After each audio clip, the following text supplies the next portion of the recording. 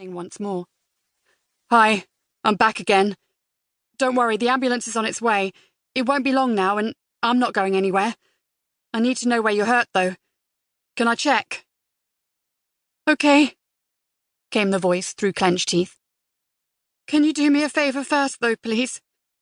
I can't feel my feet, so can you have a look for me? And if they're missing or anything, can you just lie to me and tell me everything's fine?" Will reached through the window once more, placing his hand on her shoulder, splaying his fingers to make his hand bigger, more reassuring.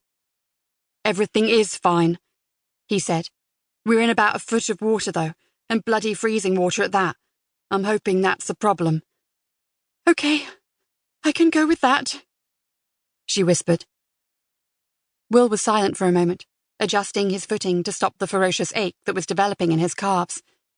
Better balanced, he reached into the car again. "We haven't been properly introduced, have we? Only I can't see your face. Do you mind if I just... Your hair is in the way."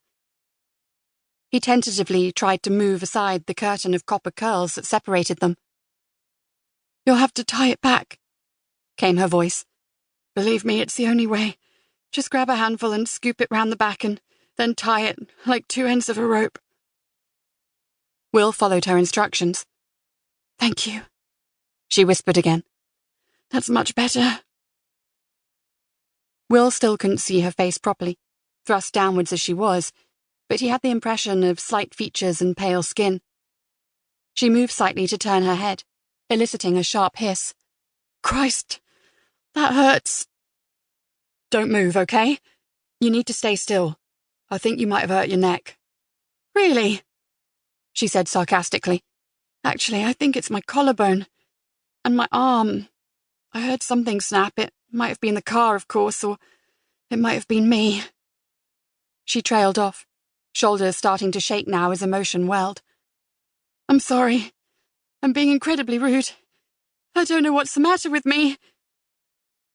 Will moved his hand to touch her cheek. "Don't. It'll only hurt more. It'll be okay. I promise. I swear to God that your feet haven't floated off downstream." "Do you hurt anywhere else?" he asked, peering into the car and running a hand across her shoulders and down one arm. "Not exactly. I'm not sure, really. Anyway, thank you. You're being very kind. I'm sure you must be sitting in the ditch, which can't be very comfortable. I'll be okay if you want to go. You must have somewhere that you need to be." Will thought of all the things he could and should be doing. Caroline would be furious with him. A barrage of text messages had assailed him during the day, alerting him to the fact that tonight she would launch another attempt to get him to talk, but now he would be late home, which meant everything else would be late. Feeling the ache in his leg muscles building uncomfortably, he wouldn't even be in the mood for an argument later, let alone anything else.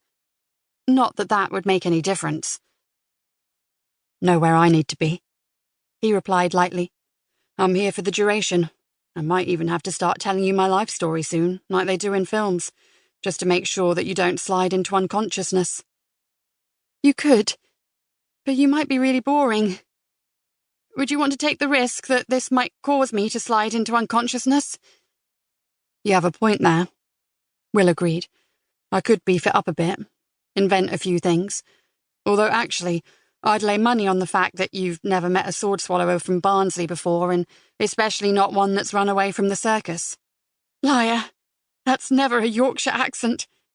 "I took elocution lessons when I was younger, just in case the sword swallowing didn't work out and I had to retrain to become a lawyer." A giggle.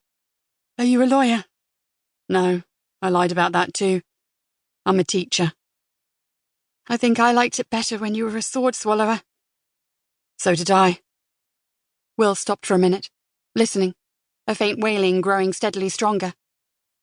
"Just stay nice and still now."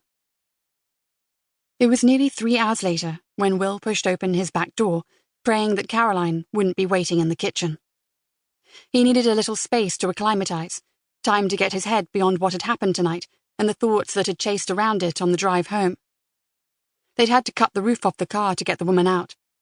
He'd stayed with her, holding her neck still and trying to keep her calm over the noise and the smell as they opened up.